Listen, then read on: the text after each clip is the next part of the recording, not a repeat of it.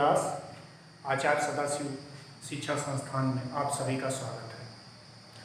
हम DElEd second semester के विद्यार्थियों से को भूगोल विषय के अंतर्गत पिछले कक्षा में चट्टान पे अध्ययन कर रहे थे। आज हम प्राकृतिक शक्तियों पर अध्ययन करने जा रहे हैं। तो प्राकृतिक शक्तियों में देखा जाता है कि वास्तव में प्राकृतिक शक्तियाँ किसे कहते हैं। तो ये देखा जाता है कि वो शक्तियाँ जो जिनका नेतृत्व प्रकृति के द्वारा होता है उसे प्राकृतिक शक्तियाँ कहा जाता है। शक्तियाँ दो प्रकार की होती है, प्राकृतिक होती है, कृत्रिम होती है। कृत्रिम मानवकृत होती है जिसका नेतृत्व मनुष्य के द्वारा होता है। प्राकृतिक शक्तियों में देखा जाए तो इसका नेतृत्व जो है नियंत्रण प्रकृति के द्वारा होता है। अब इसमें ये देखना है कि कितने भागों बांटा गया है।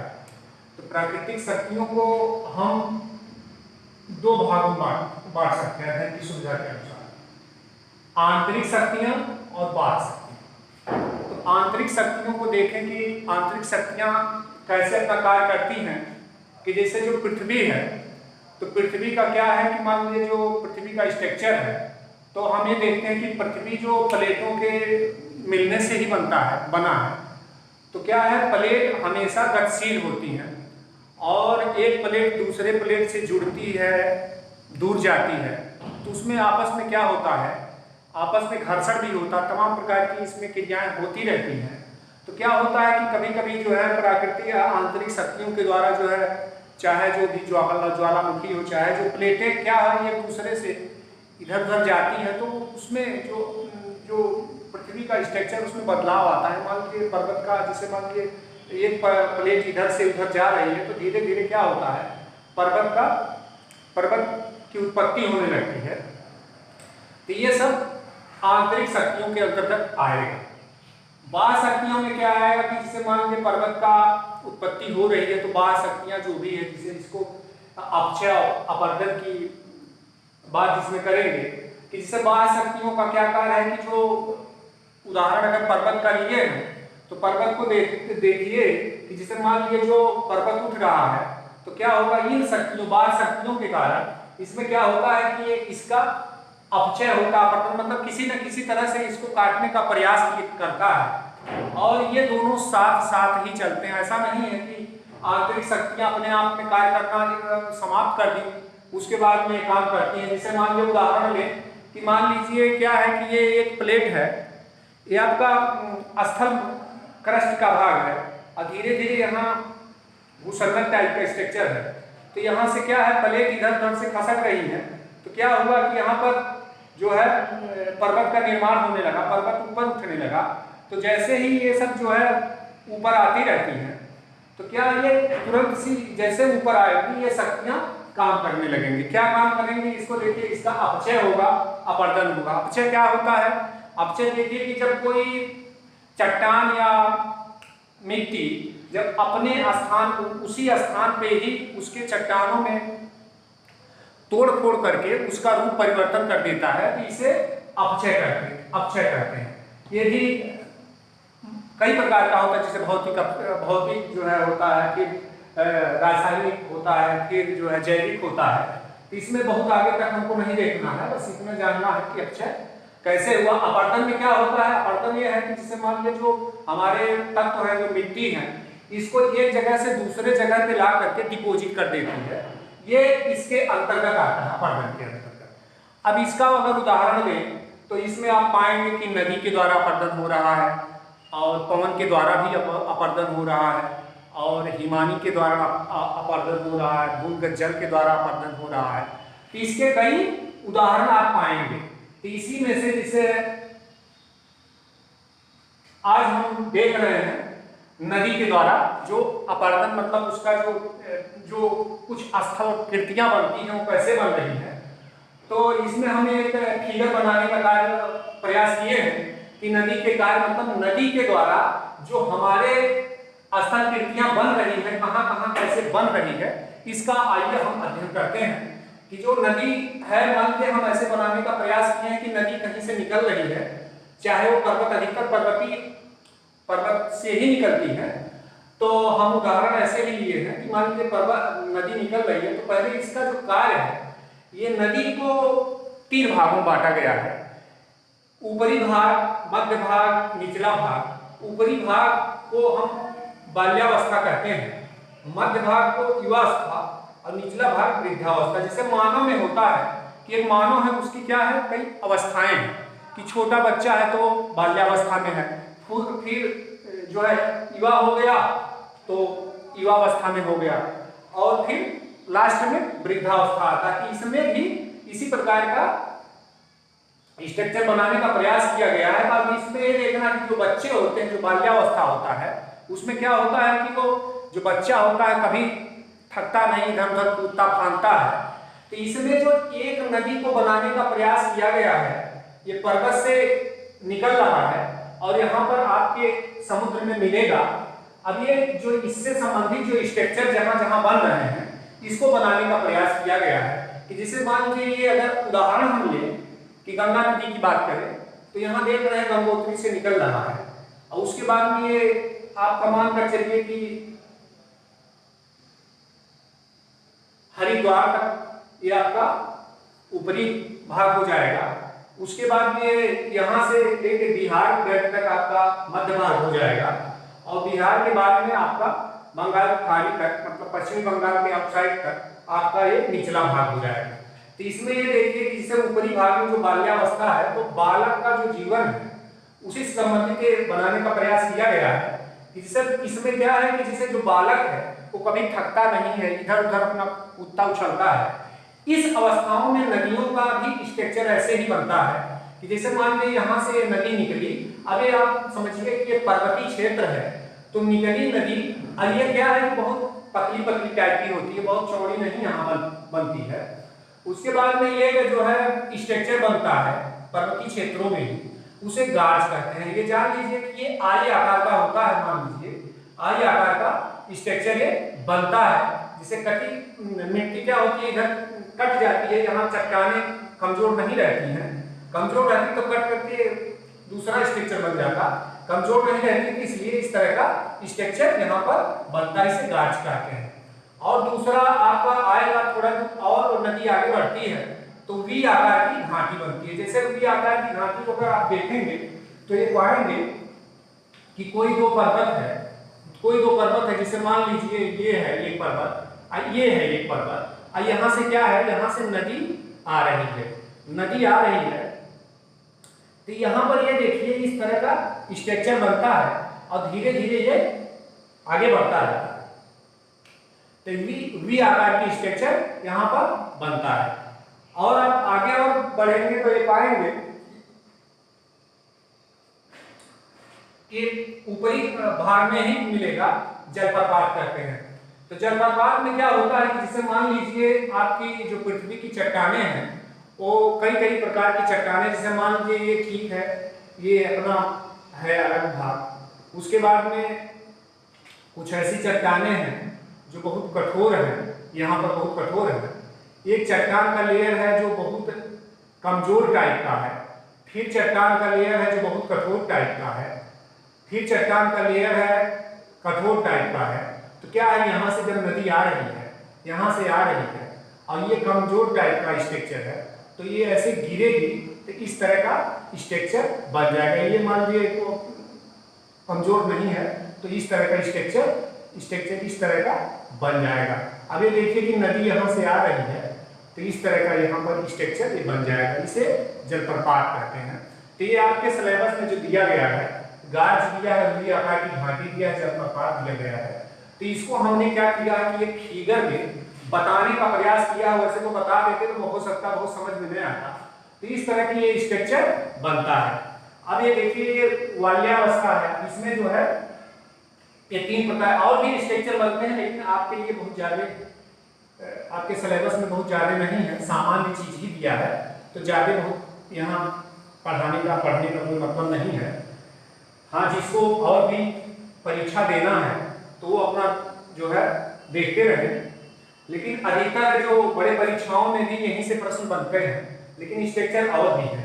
और देखिए मध्य, और आगे बढ़ते हैं, देखिए मध्य भाग में हम देखेंगे तो इसमें क्या है, इसको युवावस्था कहते हैं। इसमें क्या है कि अब वो जैसे मान लीजिए व्यक्ति जब युवावस्था में होता है तो क्या होता है, मेच्योर हो जाता है, उसका उथल कूद सब बंद हो जाता है, बहुत ही शांत स्वभाव से चलता है। इस प्रकार से इस क्षेत्र में आने में नदी क्या है कि ये भी बहुत मेच्योरिटी मतलब बहुत शांत हो जाती है, इसका जो क्षेत्र है बहुत बढ़ जाता है। और इसके बाद में इसमें भी कई प्रकार की स्ट्रक्चर बनते हैं, जैसे दिया है जलोपंख। जैसे मान लीजिए यहाँ पर छोटे छोटे कण आ जाते हैं, पत्थर टाइप के टूट टूट करके बनते हैं, तो ये पंख के आकार का बन जाता है, इसे जलोपंख कहते हैं। और फिर जलोत्संग मतलब जो ये अपर्दन की चीजें हैं, ये फिर सम मतलब इस तरह की स्ट्रक्चर आ जाती है, तो ये सम टाइप का हो जाता है, तो इसे सम जलोत्संग कहते हैं।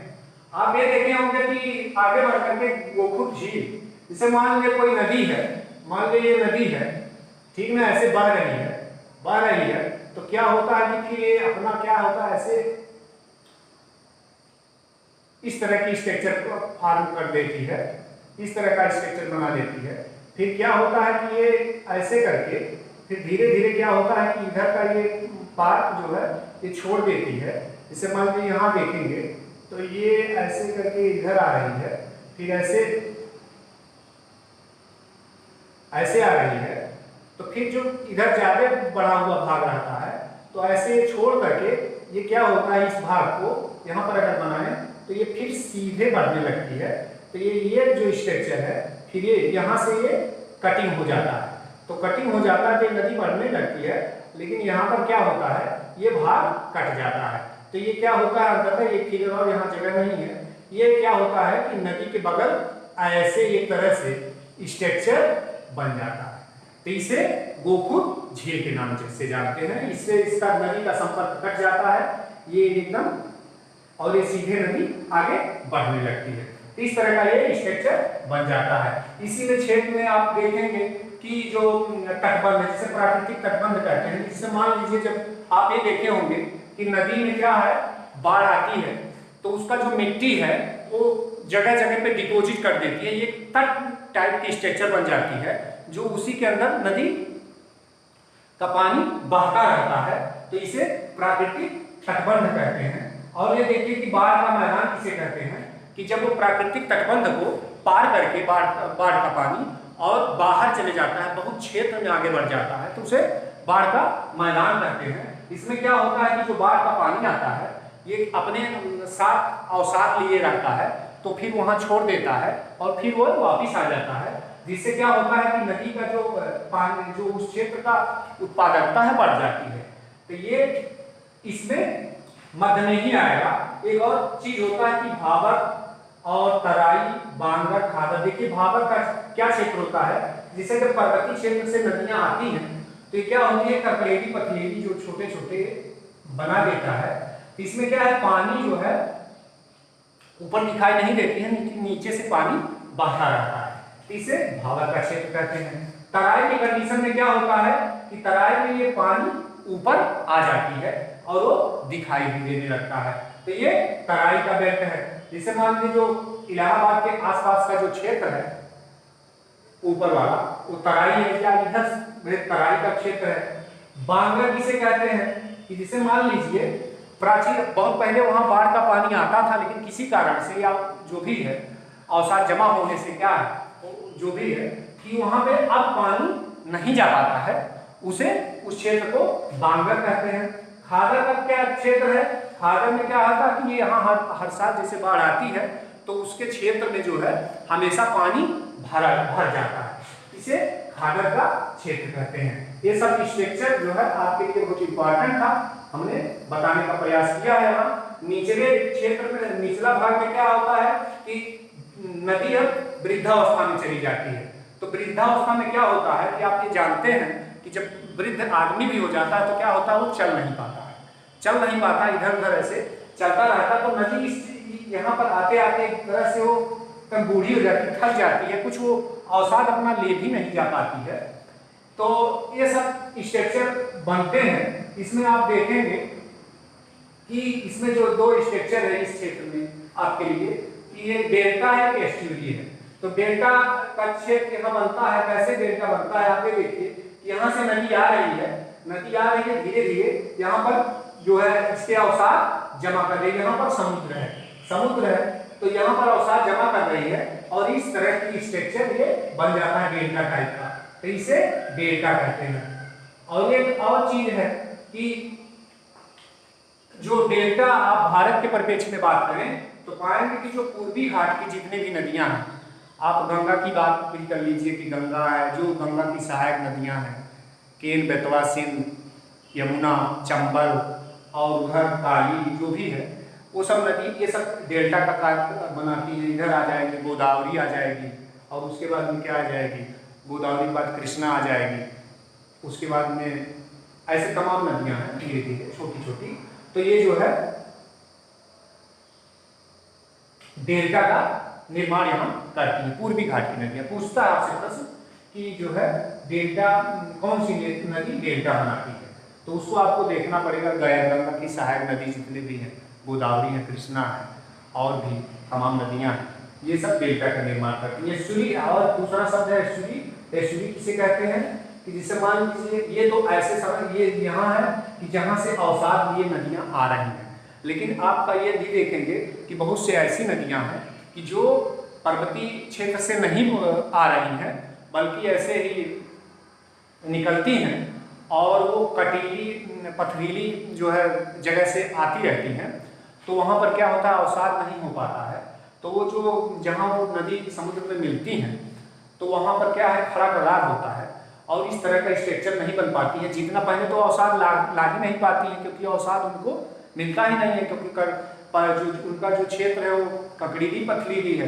तो क्या है कि जो भी मान लीजिए थोड़ा बहुत आती भी है तो जो है किनारा बहुत खड़ा कगार है और उसमें क्या होता है कि जो आपका जो जल का क्षेत्र वहाँ ज्वार भाटे आते हैं तो वो क्या होता है कि उस जो है जो अवसाद थोड़ा बहुत आता है उसको बाहर वो नदी अपने समुद्र में मिला लेती है, तो उस तरह का वो क्षेत्र नहीं बन पाता है। तो इसमें आपसे बहुत इंपॉर्टेंट बार बार पूछा गया है, आप भी पूछ सकता है कि एस्चुरी बनाने वाली नदियों का नाम बताइए। तो आपकी जो पश्चिमी घाट की नदियाँ हैं जैसे नर्मदा है, ताप्ती है, ये एस्चुरी बनाती है। तो इसमें ये सब इम्पॉर्टेंट है कि कौन नदी डेल्टा बनाती है, कौन नदी एस्चुरी बनाती है, इसको आप देख लीजिएगा। और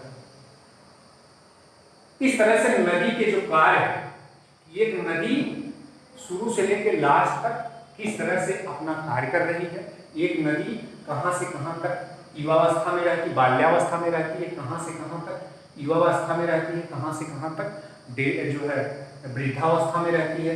और ये थोड़ा सा अगर ऐसे पूछ लिया तो अच्छी बात है, नहीं थोड़ा सा और टफ बना देता है कि तो ये पूछ लेता है कि जैसे मान लीजिए ये पूछा कि जो है गोकुल झील, तो आपको ये बताना होगा कि ये मध्य नदी के मध्य भाग क्षेत्र में बनता है, ऐसा नहीं है कि ऊपरी भाग में बनता है, ठीक है ना। तो इस तरह की स्थिति बन जाती है, तो इसको आप लोग ध्यान दीजिएगा। और अगले दिन अब देखिए आज नदी का बात हो गया तो फिर अब हम बात करेंगे किसी और का, हो सकता पवन की बात करें। तो चलिए आज हम यहीं इसको समाप्त करते हैं। धन्यवाद।